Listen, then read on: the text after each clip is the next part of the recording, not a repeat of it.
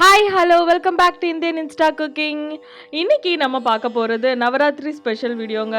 நவராத்திரி முன்னிட்டு நம்ம ஒவ்வொரு நாளும் அம்மனோட ஒவ்வொரு ரூபமாகவும் அவங்களோட அவதாரங்களை பற்றி பார்த்து வரோம். அந்த வகையில் நவராத்திரி 7ஆம் நாளான இன்னைக்கு நம்ம பார்க்க போகிற அம்மனோட பெயர் காலராத்திரி. வாங்கங்க இந்த அம்மாவோட சிறப்பு என்னன்னு அவங்களோட கதை என்னன்னு கேட்டுடலாம். ஏன் இந்த அம்மாவை காலராத்திரி அப்படின்னு சொல்கிறோம் அப்படின்னு பார்த்தீங்கன்னா, காலனா இறப்பையும் காலத்தையும் குறிக்குதுங்க. அதே மாதிரி ராத்திரின்றது இருட்டையும் இரவு நேரத்தையும் குறிக்குது. அதனால தான் இந்த அம்மாவுக்கு காலராத்திரி அப்படின்ற பெயர் பெற்றாங்க. இவங்கள நம்ம காளினும் வணங்குவது உண்டுங்க. இப்போ காலராத்திரி அம்மா எப்படி உருவானாங்க அப்படின்ற கதையை பார்த்துடலாங்க. முன்பொரு காலத்தில் சிம்ப நிஷும்ப அப்படின்னு சொல்லிட்டு 2 அரக்கர்கள் இருந்தாங்கங்க. இவங்களுக்கு தமையனா நாமுச்சி அப்படின்னு சொல்லிட்டு ஒரு அரக்கர் இருந்தாரு. இந்த அரக்கரை இந்திரன் கொன்றுறாரு. இதை தாங்க முடியாத தும்பாவும் நிஷும்பாவும் இந்திரலோகத்தை ஆட்சி செய்யணும்னு ஆசைப்பட்டு இந்திரனை வீழ்த்தி ஆட்சி செய்ய ஆரம்பிக்கிறாங்க. இதுக்கப்புறம் சண்டா முண்டா ரக்தவீஜ் அப்படின்னு சொல்லிட்டு 3 அரக்கர்களோட சேர்ந்து உலகத்தையும் ஆட்சி செய்ய ஆரம்பிக்கிறாங்க. இந்த 3 அரக்கர்களும் யாரு அப்படின்னு பார்த்தீங்கன்னா, நம்ம மகிஷாசுரனோட நண்பர்கள் தாங்க. மகிஷாசுரனோட வதத்துக்கு முன்னாடி இவங்க எல்லாரும் அவங்களோட நண்பனா இருந்தவங்க. இப்ப தும்பா மட்டும் நிஷும்பாவோட சேர்ந்துட்டு உலகையும் ஆட்சி செய்வதோட எல்லாத்தையும் ரொம்பவே கொடுமைப்படுத்த ஆரம்பிக்கிறாங்க. இதை பார்த்த கடவுள்கள் எல்லாரும் சேர்ந்து அம்மனை வரம் கேட்குறாங்க. அம்மா நீங்க தான் இதுக்கு ஒரு முடிவு கட்டணும்னு வேண்ட ஆரம்பிக்கிறாங்க. இதனால அம்மன் கௌஷிகியா இந்த புவியில பிறக்குறாங்க. அதாவது இவங்க வேற யாருமே கிடையாதுங்க, பார்வதி அம்மன் தான். கௌஷிகி அம்மன் நிஷும்பா கிட்ட தன்னை கல்யாணம் பண்ணிக்கணும்னா போர் புரியணும்னு சொல்றாங்க. உடனே சிம்பு நிஷும்ப தன்னோட நண்பர்களையும் அசுர கூட்டத்தையும் கூட்டிட்டு போர் புரிய ஆரம்பிச்சிடுறாங்க. இதுல கௌஷிகி அம்மன் தன் பார்வையாலேயே பாதி பேரை அழிக்கவும் செஞ்சிடுறாங்க.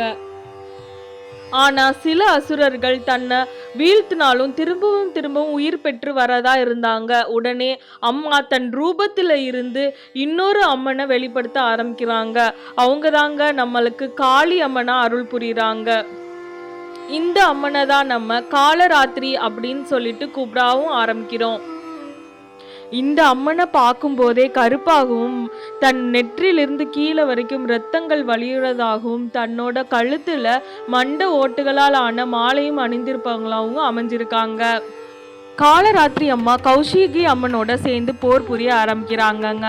போர்ல ரூன்ற அரக்கரையும் கொன்றுறாங்க. அதுக்கப்புறம் சண்டா மற்றும் முண்டாவை கொல்றதுக்கு முயற்சி செய்யறாங்க. ஆனா அவங்க 2 பேரும் அங்கிருந்து தப்பிச்சு ஓடிடுறாங்க. ஆனா அம்மன் அவங்கள பின்தொடர்ந்து போய் இவங்க 2 பேரையும் கொல்றது மட்டும் இல்லாம இவங்களோட தலையை மாலையாவும் அணிஞ்சுக்கிறாங்க. அதனால இவங்கள சாமுண்டி அப்படின்னு சொல்லியும் நம்ம அழைக்கிறோங்க. இதுக்கப்புறம் காலராத்திரி அம்மா ரத்த வீஜை கொல்றதுக்கு முயற்சி செய்யறாங்க. ஆனா ரத்த வீஜில இருந்து உழுகிற ஒவ்வொரு சொட்டு ரத்தமும் இன்னொரு ரத்த வீஜா உருவாகி இன்னொருக்க சண்டை புரிய ஆரம்பிச்சிடுறாங்க. அதனால கௌஷிகி அம்மனும் காலராத்திரி அம்மாவும் சேர்ந்து ரத்த வீஜை வீழ்த்த முயற்சி செய்யறாங்க. கௌஷிகி அம்மன் ரத்த வீஜை கொல்றதாகவும் காலராத்திரி அம்மா அவர்கிட்ட இருந்து சொற்ற எல்லா ரத்தமும் குடிக்கிறவங்களாகவும் அமைகிறாங்க. இந்த வகையில தான் அவங்க ரத்த வீஜை வீழ்த்துறாங்க. அதே மாதிரி தும்பா நிஷும்பா இவங்க 2 பேருமே வீழ்த்திடுறாங்கங்க. இப்படி தாங்க காலராத்திரி அம்மனோட உதவியால கௌஷிகி அம்மன் இந்த போர்ல வெற்றியும் புரியுறாங்க. காலராத்திரி அம்மாவை நம்ம காளினும் வணங்குறோங்க. காளி அம்மாவை நம்ம பார்க்கும் போதே பயமுடுத்துற வகையா இருந்தாலும் அவங்கள வணங்குற பக்தர்களுக்கு அவங்க எப்பயுமே அருள் புரிகிற விதமா தாங்க இருக்காங்க. அதனால தாங்க இந்த அம்மாவுக்கு இன்னொரு பேரும் இருக்கு, சுபம் கரி. அப்படின்னா சுபத்தை மட்டுமே அள்ளி தருபவள் அப்படின்னு அர்த்தங்க. இந்த நவராத்திரி 7ஆம் நாளான இன்னைக்கு காலராத்திரி அம்மாவை நம்ம மனதால வணங்கும் போது அம்மன் நம்ம கேட்கறது எல்லாத்தையும் அருள்வான்னு நம்பப்படுதுங்க. நவராத்திரி 7ஆம் நாளான இன்னைக்கு உகந்த நிறமா நீல நிறம் கருதப்படுதுங்க. அதே மாதிரி இன்னைக்கு உகந்த மலரா தாமரை மலர் கருதப்படுது. இன்னைக்கு அம்மாவுக்கு நம்ம போட வேண்டிய கோலம் பூக்கோலம். இன்னைக்கு அம்மனுக்கு படைக்கிற நெய்வேத்திய ரெசிபி என்னென்ன அப்படின்னு சொல்லி பார்த்துடலாம். இன்னைக்கு காலை நேரத்தில் அம்மனுக்கு நெய்வேத்தியமாக படைக்கிறதுக்கு நம்ம பார்க்க போகிற ரெசிபி தேங்காய் சாதம். வாங்குங்க இதுக்கு தேவையான பொருட்கள் என்னென்ன அப்படின்னு சொல்லிட்டு பார்த்துடலாம். தேவையான பொருட்கள் என்னென்ன அப்படின்னு பார்த்தீங்கன்னா, தேங்காய் எண்ணெய் இல்லைன்னா நெய் ஒரு 2 டேபிள் ஸ்பூன் அளவு, வடித்த சாதம் 1 பவுல் அளவு, வத்தல் ஒரு 4, கருவேப்பிலை தேவையான அளவு, கடலைப்பருப்பு 1 டீஸ்பூன் அளவு, கடலை கொஞ்சோண்டு, முந்திரி பருப்பு சிறிதளவு, தேங்காய் ஒரு 3 டேபிள் ஸ்பூன் அளவு, பெருங்காயத்தூள் தேவையான அளவு, உப்பு தேவையான அளவு. இப்போ இதை எப்படி செய்யலான்னு பார்த்துடலாம். ஒரு பேன் எடுத்து அதில் 2 டேபிள் ஸ்பூன் அளவு தேங்காய் எண்ணெய் இல்லைன்னா நெய் சேர்த்துக்கோங்க. அதோட கருவேப்பிலை, வத்தல், கொஞ்சோண்டு கடலைப்பருப்பு, கடலை, முந்திரி பருப்பு இதெல்லாத்தையும் சேர்த்துடலாங்க. கடலையும் முந்திரி பருப்பும் கொஞ்சம் நிறமாறுற வரைக்கும் நல்லா இதை வறுத்துடலாம்.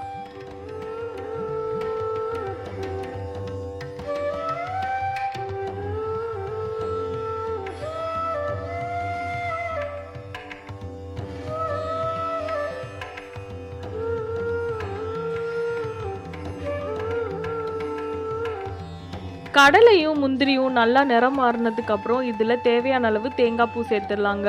நான் இன்னைக்கு ஒரு 3 டேபிள் ஸ்பூன் அளவு தேங்காய் துருவி போட்டிருக்கேன். இப்போ இதில் கொஞ்சோண்டு பெருங்காயத்தூள், உப்பு சேர்த்துக்கலாம். சேர்த்த பிறகு நம்ம சாதத்தை இதில் போட்டு நல்லா கிளறி எடுத்தோம்னா சூடாக சுவையாக அம்மனுக்கு தேவையான நெய்வேத்தியம் தயாராகிடுங்க. தேங்காய் சாதத்துக்கு பெஸ்ட்டு சைட் டிஷ் அப்படின்னா என்ன அப்படின்னு பார்த்தீங்கன்னா மல்லி விதை சட்னிங்க. உங்களுக்கு கூடிய சீக்கிரம் நான் ஒரு வீடியோவாக போடுறேன். பட் இந்த மல்லி விதை சட்னியோட இதை சாப்பிட்டுட்டு ரொம்பவே நல்லாயிருக்கும். இப்போ அம்மனுக்கு காலை நேரத்தில் படைக்கிறதுக்கு நெய்வேத்தியமாக தேங்காய் சாதம் சுவையாக ரெடி ஆயாச்சுங்க.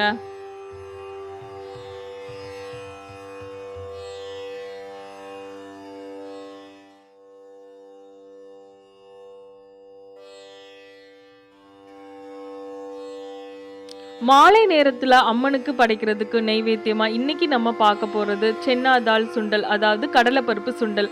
வாங்கங்க இதுக்கு தேவையான பொருட்கள் என்னென்ன அப்படின்னு சொல்லிட்டு பார்த்துடலாம். தேவையான பொருட்கள் என்னென்ன அப்படின்னு பார்த்தீங்கன்னா, எண்ணெய் 1 டேபிள் ஸ்பூன் அளவு, கடலைப்பருப்பு 3/4 கப் அளவு, வத்தல் ஒரு 3, கறி லீஃப் அதாவது கருவேப்பிலை தேவையான அளவு, கடுகு 1 டீஸ்பூன், சீரகம் 1/2 டீஸ்பூன் அளவு, துருவன தேங்காய் 1 டீஸ்பூன் அளவு, பெருங்காயத்தூள் தேவையான அளவு, உப்பு தேவையான அளவு. இப்போ இதை எப்படி பண்ணலான்னு பார்த்துடலாங்க. கடலைப்பருப்பை ஒரு மணி நேரம் நல்லா ஊற வச்சிடலாம். கடலைப்பருப்பு நல்லா ஊறின பிறகு ஒரு பேனில் நிறைய தண்ணி ஊற்றி அதில் கடலைப்பருப்பெல்லாம் சேர்த்து ஒரு 10லேருந்து 15 நிமிஷம் நல்லா கொதிக்க விட்டுருங்க.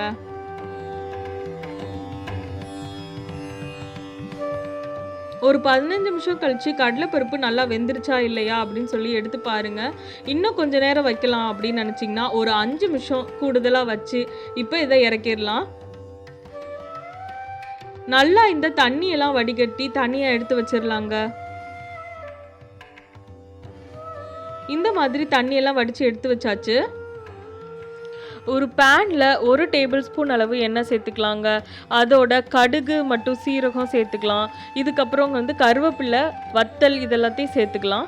சேர்த்த பிறகு இதில் நம்ம ஏற்கனவே அவிச்சு வச்சுருந்த கடலைப்பருப்பையும் சேர்த்துடலாங்க. கடலைப்பருப்பை சேர்த்துட்டு இதுக்கு தேவையான அளவு பெருங்காயத்தூள், உப்பு மற்றும் கொஞ்சோண்டு நம்ம துருவின தேங்காயும் சேர்த்துடலாம்.